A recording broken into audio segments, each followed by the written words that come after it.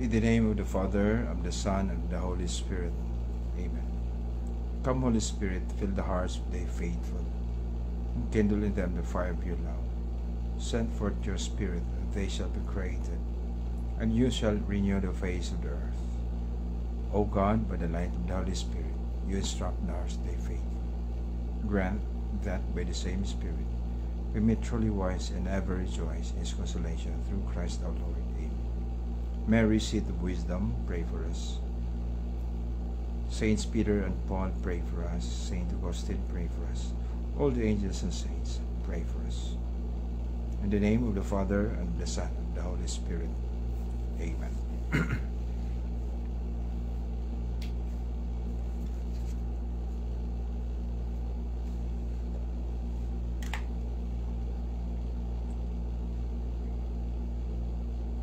Maayong gabi mga kabagting, no?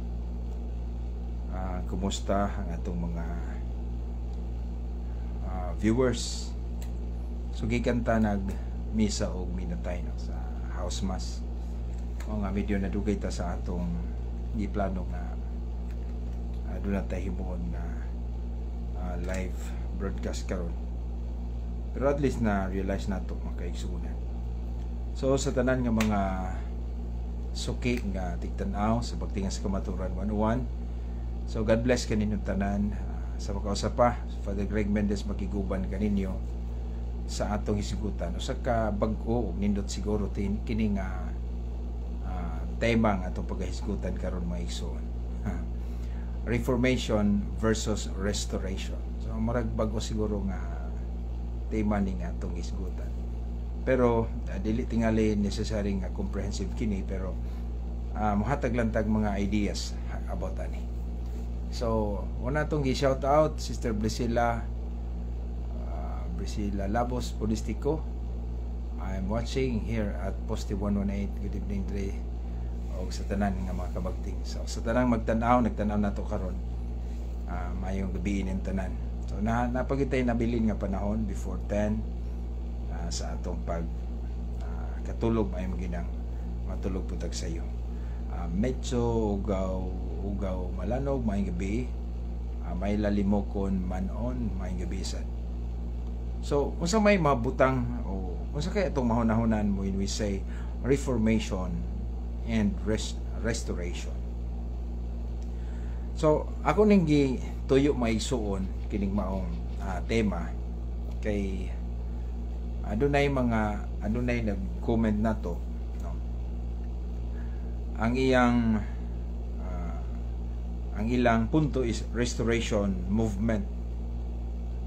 So restoration, reformation. Una, ang reformation. So sa history of the church, duha ka klase sa pagsabot sa reformation. Ang Simbahang Katoliko doon na tayo giingon, Ecclesia Semper Reformanda. Ecclesia Semper Reformanda. What do you mean by that? The church is always in reform. So, budi pasabot ang Simbahang Katoliko nga mo atong gipasabot nini is always in reform. Changing kana bang doon na siya mga pagbago diha sa iyang dagan sa kinabuhi, sa iyang mga approaches. Pero kinahanglan masabtan gyud og Katoliko ka unsa maning changes dinhi. Dunay duha ka importanteng butang nga atong i-consider when we say reform or changes. Kini gitawag og accidental o substantial or essential. Okay? Accidental or essential. Og mayngon kita og accidental, ang mga makita pero og maintag essential sa philosophy is that what makes a thing as it is. No? Og unsay essence sa usa ka butang mao gyud na siya. Otherwise mausab ang usa ka butang nga dili na mao. So ang gitawag na to reformation diha sa simbahan, ang simbahang gitukod ni Kristo dunay reformation is the accidental changes, not the essential changes. Ang gitawag niya mga dugmag yun diha sa simbahan, o kanang gitawag niya that what makes a thing as it is, that what makes the church as a church. So ang Reformation, reformanda in Latin, kanunay na nagkahitabo sa simbahan. So ang mga approaches, for example, sa unang panahon mao ni ang gi-practice, pero mahimon ang siyang dunay changes. That is Reformation. Pero dunay laing Reformation, the capital R nga Reformation, as the history tells us. And this is the Reformation of Martin Luther. Ang iyang Reformation is outside the church. So ang gitawag og reformanda, Ecclesia Semper Reformanda, the church is always in reform. That means within the church itself, or the church herself. Doon ay kausaban, no? Sa una, Latin ray gamiton, karon dialect na pwede. That is Reformation, pero accidental Reformation. Ang reformasyon o Reformation nga gihimo sa mga Protestante led by Martin Luther is a Reformation outside the church. Mao na nga wa nay labot ang simbahang Katoliko. So at least masabtan na to ang Reformation in a very simple way. Sa ato pa ang reformanda, ang Reformation, self-reformation sa simbahan, nagkahitabo na since the time of the apostles, Christ, time of the apostles, hangtod karon. Mao na nga, ug di mausab ang simbahan, saon nila niya paghimo karon. So saon na sa may mode of evangelization. So mulakaw riyo dito, wali-wali. Hangtod nahimong part sa mode of evangelization, changes gihapon na. Katong nagsulat na sila. So, nanay Bible, it was not real in the time of Christ. Dili man nga na ang pagwali sa mga tinunan nga magda silang Biblia. No? Muna karon bag-o na nga approach. That is reformanda. Unya, ang kang Martin Luther, ang Reformation nga gihimo ni Martin Luther, isumpak na siya sa tanang gitudlo sa simbahan. Halos tanang gitudlo simbahan gitukod ni Kristo. So, sa Reformation dalang daan, natay daghang butang i-consider. So, dili ra day usa ang Reformation. The Reformation within the church, doon na malagi ingon, Ecclesia Semper Reformanda, o Reformation outside the church, that is Protestantism. Okay. Karon naay ni gawas, naay bagong nag-comment nako, restoration sa gila. O sa mga kahapoy mas lawom nga rason, mas may rason aning gitawag restoration. So kung atong tan-awon sa punto niining mga movement, restoration movement, ang ilang kumon nga pagtulon ang mga igsuon nga ang simbahan ni Kristo nahanaw siya, ni apostatized. That is their common conjecture. Anong conjecture man? Panglanto, di maguna kang Kristo ng apostatized, total apostasy. So, kisa may nagtudloan ning apostasy, kini nga movement may isuon ay restoration movement. Si Joseph Smith sa Latter-day Saints kang Mormons, unya mahitabo siguro ang Iglesia ni Kristo tungod kay nahanaw man ang unong simbahan o sila na ni padayon. Og uban pa nga nagtukod og simbahan to restore the original church. Pero ang pangutana maigsoon, mao ba kinay mahitabo sa simbahang gitukod ni Kristo? Kining pagtulunan lang ang prinsipyo lang maigsoon nga dunay i-restore ang simbahan ni Kristo. Kung sa may buti pasabot na hanaw ang gitukod ni Kristo. Una kining mga tao nga karon ni claim nga maoy mo restore, sila ang mopadayon sa simbahang gitukod ni Kristo.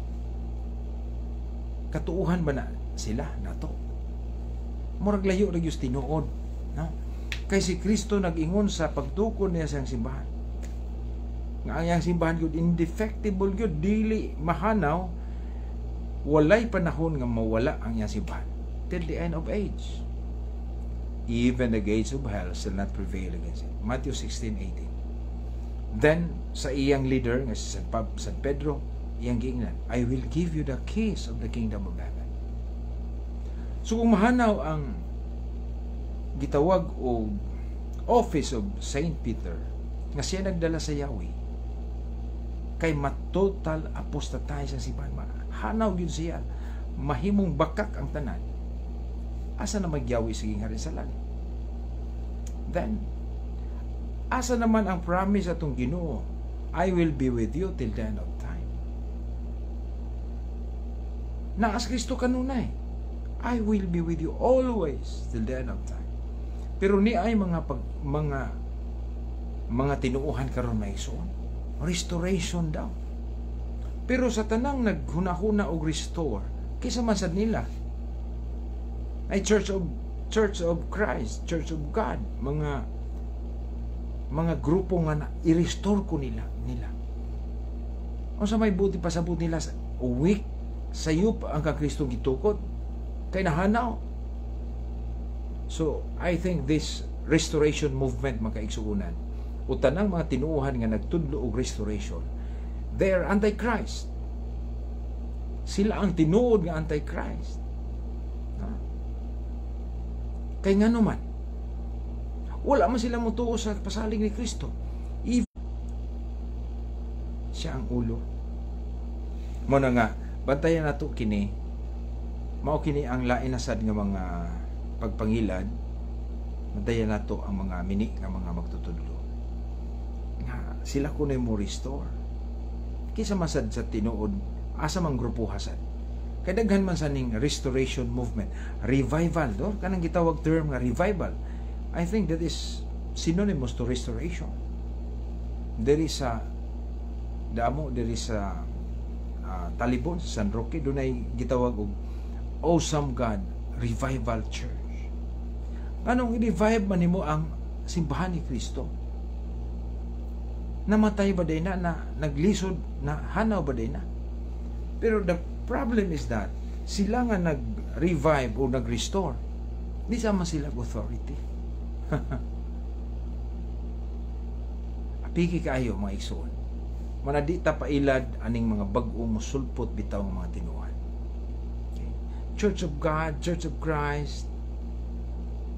So sila kuno ang tinuod, but their simple problem, may simple ba nga butang nga di nila matubag is the apostolic succession. Wa sila kasumpay. Kay og ilang putlo ng simbahan, buti pasabot si Kristo, dili matinud-anon sa iyang pagkapangulo. Una kisa may ubanan ni Kristo sa iyang promise, ako mag-uban kaninyo hangtod sa katapusan sa kalibutan. Wala pa gani matapos ang kalibutan, ilan ang patyon. I think this is the real antichrist mga kaigsuunan. Wala magbantay ka mo. So, restoration, kining reformation, ako balikon nga ang Simbahang Katoliko doon natin gitawag reformanda. So mabita ng daghan kay tag mga pamalandong atong mga satupapa, atong mga kaobispuhan, maghimog mga konsilyo aron kanunay mareforma siya. Pero kaning restoration murag nakaminos na ni sa Ginoo. Di abay i-restore nila. Naunsa man ay simbahan sa Ginoo. Then ako ning gisudlan ning iyang yung mga argumento. Ilang gigamit ang Acts chapter 20 verse 28 to 32 as jumping board sa ilang gitawag og theory of apostasy.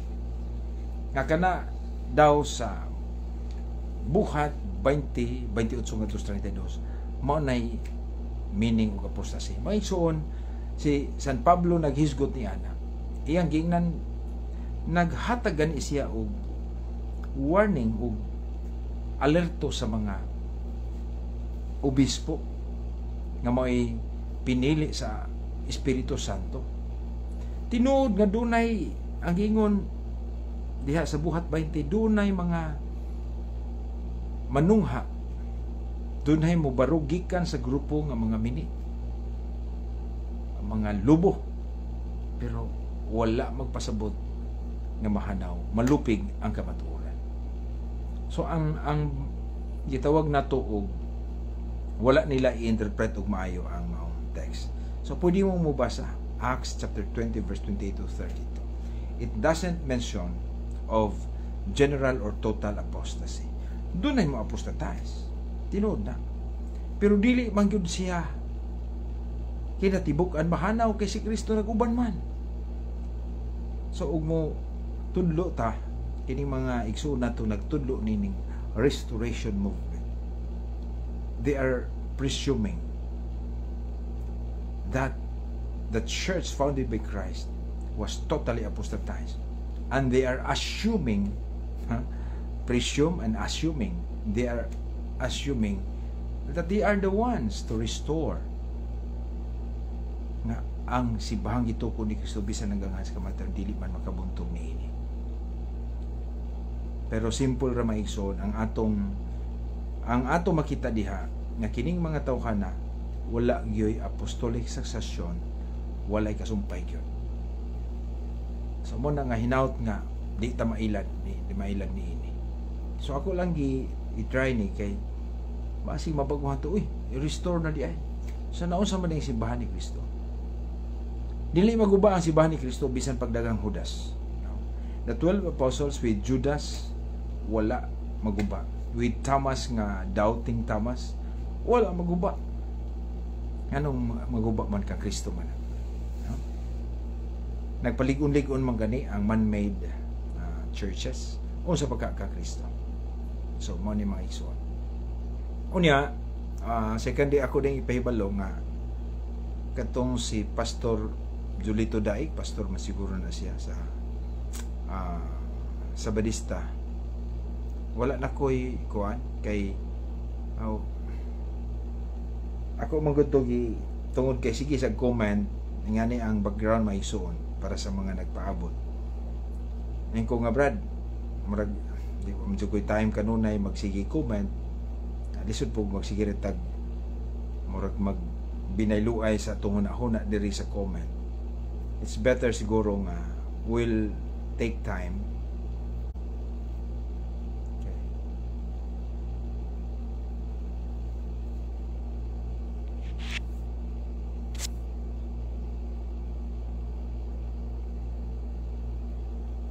Paadton ko niya sa Bukidnon yung kung nga dili na makinahanglan dito. Taas kay tag panahon gastoon, daghan tag kwartang magasto. Ang ato lang is live, online. I know bisag dili tingali daghan kaayo ko og followers, naman po siya mga followers. O daghan siguro pong makatanaw ana, no? Mao na nga ako singingnan niyo siya nga i-schedule lang.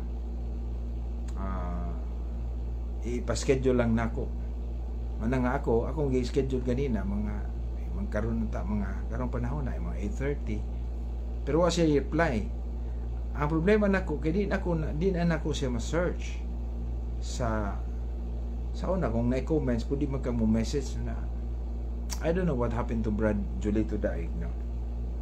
Kaya ako siyang taga-agi gayon maisuon nga iyang ipamatuod nga kining Seventh Adventist Church mo ni ang tinuod nga church, tinuod nga simbahan nga gituko ni Kristo. So tagaan gyud ako sa higayon ato lang sad pangutanon. Wala nga ug naunsa man si Brad Julito Daig, wala di uban welcome gyapon ta maigsoon, no? Atong i-formalize welcome ning atong Facebook page bagtingan sa kamatuoran.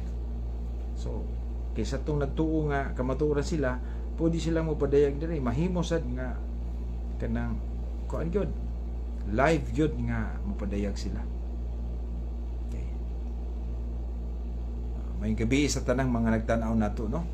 Jocelyn Alvador, Bangalan, GP Mates Alvero Caresusa,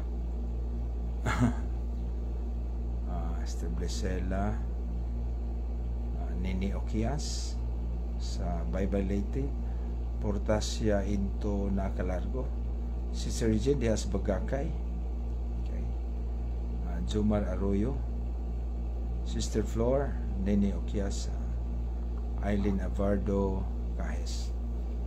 So sa tanan yun, no, sa katigbian si Marta sana may lalimok ko, no? So Felix Antokwe. So sa tanan nga nagtanaw, God bless ninyo, no? So mani nga welcome raman ta ko sa atong maigsoon nga bisan asa kung sa inyong tinuhan.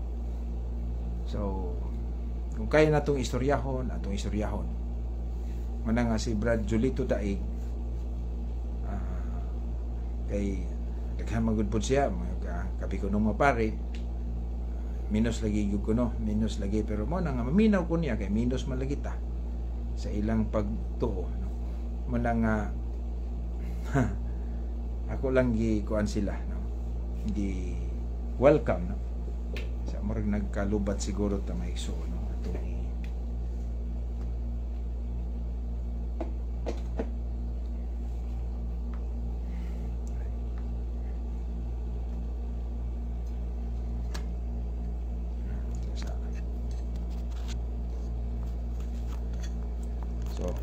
ang uban na to maigsoon, sige ra sila di kita manghambog man og kamauta, dili sad me, dili ako personally dili man kumingon nga kamaogyog ko. So maulaw tas Ginoo ani, dili na to ikapahambog ning atong nahibaw-an, kaya mosugod tag sa dili gamay ra gyud kaayo. Gani si Santo Tomas de Aquino, na ilhan mo gito siya nga brilliant nga tao, philosophy and theology, pero wala gani siya makahuman siyang libro kay para niya sa pagkasinati niya good experience siya kung sa Ginoo, no?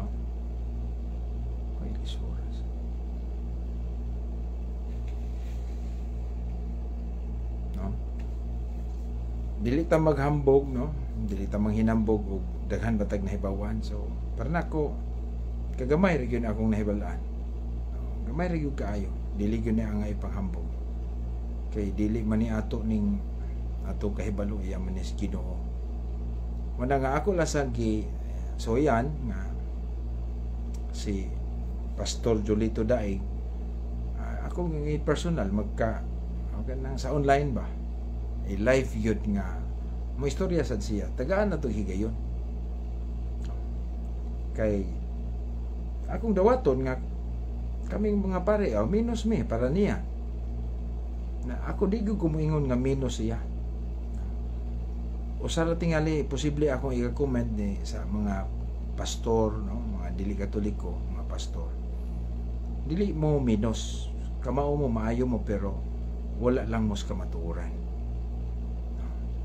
wala masibo sa kamatuoran kay the fact nga ang maong simbahan dili gyud iya ni Kristo ang inyong gibarugan. Asawa niyo pagsiguro nga kamatuoran na siya. Muna karon daghan kaayong masaway na to sa simbahan Katoliko, pero akong tambag lang kitang mga Katoliko, no need to kana di tama insecure, no, dili tama insecure, dili ta kinahanglang masuko, kaya naman yun na to ang kamatuoran.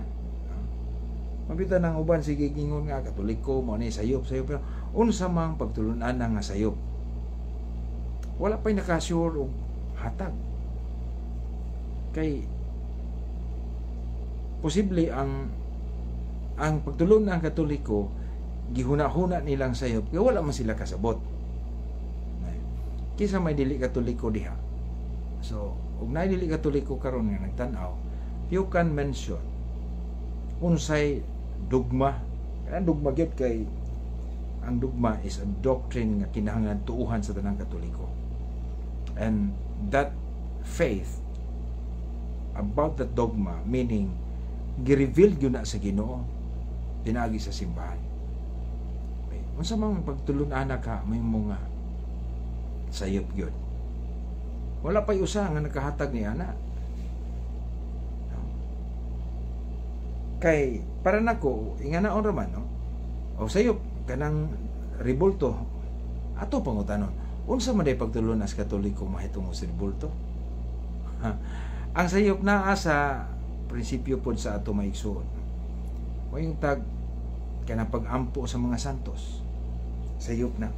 Unsa man day doktrina sa Katoliko mahitungod sa mga santos? Kompetensya ba na nato sa Ginoo? No. Mao na nga og atong ibalik ra nila ug unsa ilang gisupak ato silang tagagiyon sila mo explain kay nisupak man ka sa atong pag-ampo ngadto sa mga santos sa atos mahal na birhen unsa man day imong nasabtan mahitungod sa dos Katoliko. Di ba ini-explain nila o di mao ang ilang explanation? That's why musupak yon. Mana nga ingana lang na maigsoon og silbing mo ni akong tips ninyo mga Katoliko. Og dunay musupak sa doktrinas Katoliko, ipa-explain nila. Supak sila glarawan. Unsa man day imong pagtuo, unsa man imong nasabtan sa larawan sa Katoliko. Giisip man ng Dios. Og mo sila og Dios na aw. Wrong na siya kay dili man ingana ang atong pagtan-aw. So, ingana mga kaigsunan. So, hinawton ta nga masabtan nato. So, salamat sa atong mga nagsunod, no? Sa atong programa sa Pagtingan sa Kamaturan 101. So, mo ni ang atong tema ron, Reformation and Restoration. Ayop masunod sa tanan. Ang ato gyud ang ato dinhi to clarify sa mga understood sa atong maigsoon. Kay ug makasabot gyud sila ug unsa tinuod nga doktrina o pagtulon as Katoliko, moingon gud ka nga, oy sakto man day ni. Nibiya ka kay ag imong gibasihan ang gitudlo mas pastor ug unsa ning gitudlos Katoliko. So ang mga pastor kontra man na sa atong simbahan. So how can you say good thing sa usa ka tawo kontra na nimo? Imo nang himo ang istoryang dili mao. Mao sad ni ang gihimo sa ato maigsoon nga dili Katoliko. Naghimo sila dili mao. Mao ikaw makadungog ug mao na imong basihan. Murag masuko gyud kas Katoliko. Mubiya jud kas Katoliko kay ang ilang gisulti ang kanang imong amigo, imong silingan kuan man na. Dili ka verify, mistuo bitaw ka. Wa gyud ka. Mubulag ka niya. So, muna yung nahitabo sa itong maigsoon. So, maigsoon, salamat kaayo sa inyong pagsunod. Julito Daig.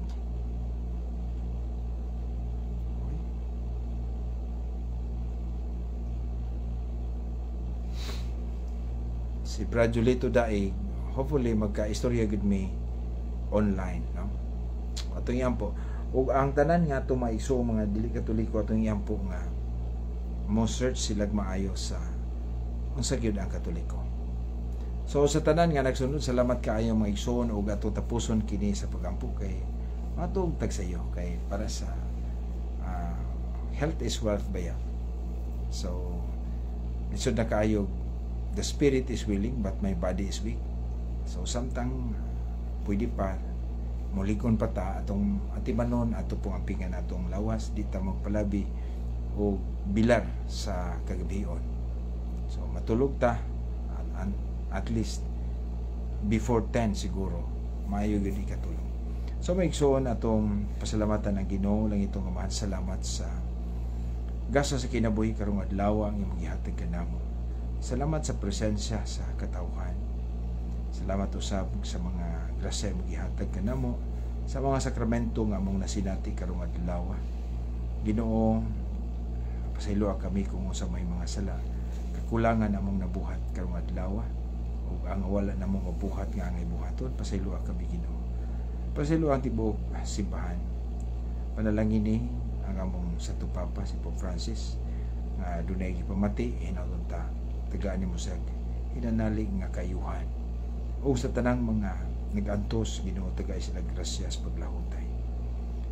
Amo sa giampo labi na sa among mga mahal sa kinabuhi nga nalayo kanamo ang mga OFW nga tuwas gawa sa nasod nga mga nag-antos sa mga kamingaw, ang uban nag-antos sa mga sakit, ug sa pay mga discomfort nga nahitabo silang kinabuhi.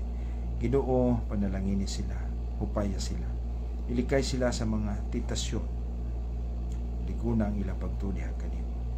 Lang itong uhan sa among pagkikatulog karong gabi una among pangayon ng imong panalangin. Labi na sa mga followers sa pagtingan na unta. Imo sila tagaan Ginoo malinaw nga pagkikatulog o kagawasan diha sa ilang kalag.